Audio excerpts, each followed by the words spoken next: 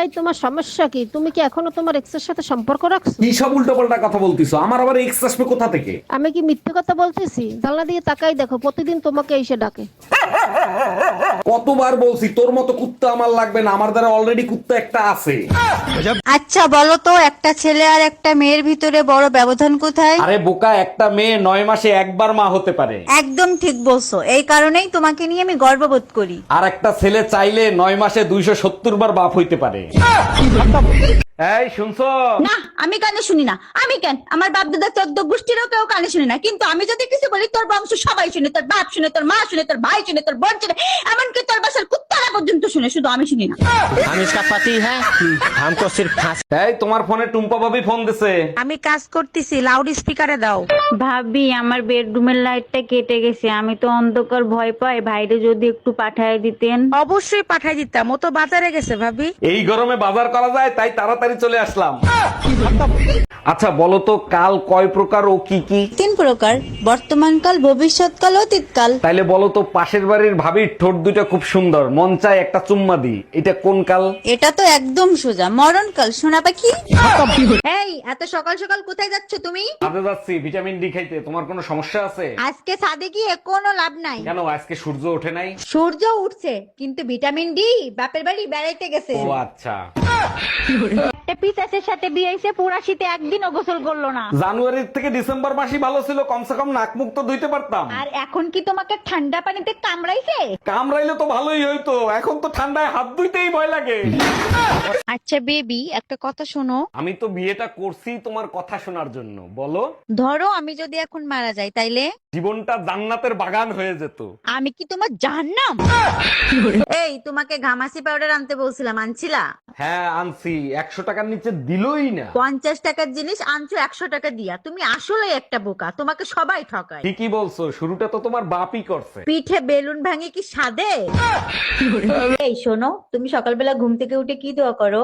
আমি একটাই দোয়া করি, আমার মতো বউ জানি সবার ঘরে ঘরে থাকে। বলো কি, তুমি আমাকে এত ভালোবাসো? আরে না, আমি একা অশান্তি কেন করব, সবাই করুক। কি আমি অশান্তি করি? কেন এত অশান্তি করো? কি অপরাধ করছি তোমারে বিয়ে করে? অপরাধ তুই করস না, অপরাধ করছে তোর বাপ মাই তোরে ফয়দা দিয়া। এই অশান্তি আর ভাল লাগে না, মন চায় কচু গাছের লাগে গলায় দড়ি দিয়ে মরি। বারান্দায় একটা কচু গাছ লাগাইছি, একটা শক্ত দড়ি নিয়ে চলে আসো। এই তুই লজ্জা করে না, হাঁটুর বয়সে একটা ছেলের সাথে প্রেম করিস? তোর যা মনে চাই তুই তাই কর, বিয়ে আমি মামুনরেই করব। আরে গাধা, ও তোর থেকে 5 বছরের ছোট। আরে তাতে কি হয়েছে, আমি 5 বছর পরে বিয়ে করব। এই আমাদের টিভি নষ্ট হয়ে গেছে, নতুন একটা টিভি নিয়ে আইসো। বলো কি, কিছুক্ষণ আগেও তো দেখতেছিলাম টিভি চলতেছিল। তা জানি না, খালি বন্ধ হয় আর চালু হয়। আচ্ছা ঠিক আছে, কারেন্ট আসলে আমি দেখতেছি কি হয়েছে। তুমি দেখো, কারেন্ট আসলে চালু হবে, আবার কারেন্ট চলে গেলে বন্ধ হয়ে যাবে। এই তুমি অসময়ে কোথায় যাচ্ছ? গলায় দড়ি দিতে যাচ্ছি, তুমি যাবা আমার সাথে? না, তুমিই যাও, আর আসার সময় আমার জন্য একটু খাবার নিয়ে এসো। ইঁদুর মারা বিষ নিয়ে আসি, খাবা তো? তুমি খেয়ে চেক করে আইনো, আগেরটা কিন্তু 2 নম্বর ছিল। বুকের ব্যথায় আর বাঁচতেছি না, এবার মনে হয় মরেই যাব। তোমারে বলছি না ডাক্তার দেখাও, কথা শোনো। আরে বাবা, ডাক্তার দেখাইছি তো। ডাক্তার দেখে কি বলছে? ডাক্তার বলছে 95% হার্ট ব্লক হয়ে রয়েছে। আমি জানি তো, আর 5% পাশের বাড়ির ভাবিকে দিছো।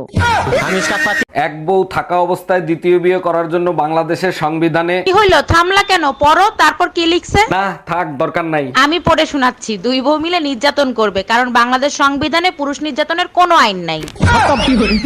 এই শোনো, হ্যাঁ বলো, শুনছি। এই সংসারের প্রধানমন্ত্রী তোমার শ্বশুর, স্বরাষ্ট্রমন্ত্রী তোমার শাশুড়ি, তথ্যমন্ত্রী তোমার ননদ, আর আমি হলাম অর্থমন্ত্রী।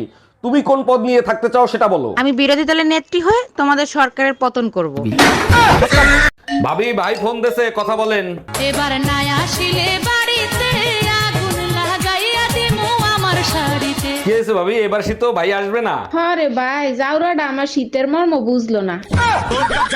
সুখবর সুখবর, বাংলাদেশের কোনো মেয়ে ফেসবুক টিকটক চালাতে পারবে না। থামেন থামেন, আপনাকে ডাক্তার ইউনুস স্যাররে বলবেন বাংলাদেশে যদি টিকটক ফেসবুক বন্ধ করে দেয় তাহলে কোনো বেটারা বিদেশে থাকতে পারবো না, কারণ জামাই সারা প্রবাসী বউরা টিকটক ফেসবুক চালানো সারা থাকতে পারবো না, এটাই ফাইনাল, বুঝছেন? জামাই এনে দিবেন, সব সাইরা দিমু, আর জামাই বিদেশ থাকবো, টিকটক সারাদিন 24 ঘন্টা দেখবো, এটাই সত্যি। কিসের আবার কুরবানির ঈদ, যেখানে আমরা মেয়েদের প্রতিদিন কিছু না কিছু কুরবানি হয়? কোনোদিন স্বপ্ন, কোনোদিন ভালো থাকার প্রবল আগ্রহ, আর কোনোদিন প্রিয় মানুষের সাথে কথা বলার ইচ্ছা। তুমি সব সময় দরজা বন্ধ করো কেন বৌমা? আমাদের বাড়িতে না সব সময় কেউ দরজা বন্ধ করে থাকে না। আর তাছাড়া আমার বাবু পছন্দও করে না দরজা বন্ধ করে রাখা। তোমার যদি অসুবিধা হয় পর্দা টেনে দাও, দরজা বন্ধ করে রেখো না, ঠিক আছে? যত সব। কি বানাচ্ছ বৌমা? চা? আমার বাবু চা খায় না গো, কফি খায়। আমি ওর জন্য কফি নিয়ে যাচ্ছি, চাটা তুমি খাও। হ্যাঁ। কিরে, কোথাও যাচ্ছিস নাকি বাবু? ডিনারে? কই আমাকে বললি না তো। ও আচ্ছা, সাবধানে যাস বাবু। দেখছো বউটা আসার পর থেকে ছেলেটা কেমন দূরে চলে যাচ্ছে আমাদের থেকে। আগে কিচ্ছু না বলে করতো না, আর এখন কোনো কিছু বলার প্রয়োজনে মনে করে না। ছেলেটা আমার দূরে চলে যাচ্ছে আমার থেকে। কি রে বাবু, আজকের রান্না কেমন হয়েছে? আজকে আমার বৌমা নিজে হাতে সব রান্না করেছে, আমি শুধু পাশে দাঁড়িয়ে একটু দেখিয়ে দিয়েছি কিভাবে কি করতে হয়, কোনটার পর কোনটা দিতে হয়, তাই জন্য এত মজা হয়েছে। হ্যাঁ হ্যাঁ, বাবু তো সব কথা আগে আমাকে বলে, তারপর বৌমাকে বলে। আসলে বাচ্চা মেয়ে তো, বয়স কম, তাই কোনো কথা আগে বৌমাকে বলে না, আগে আমাকে বলে, পরে বৌমাকে বলে। কোনো টেনশন দিতে চায় না বৌমাকে। আমি তো বাবুকে বলেই দিয়েছি যে কোনো বিষয় আগে আমাকে বলবি, তারপরে বৌমাকে বলবি। বৌমা ছোট মানুষ, বুঝবে না।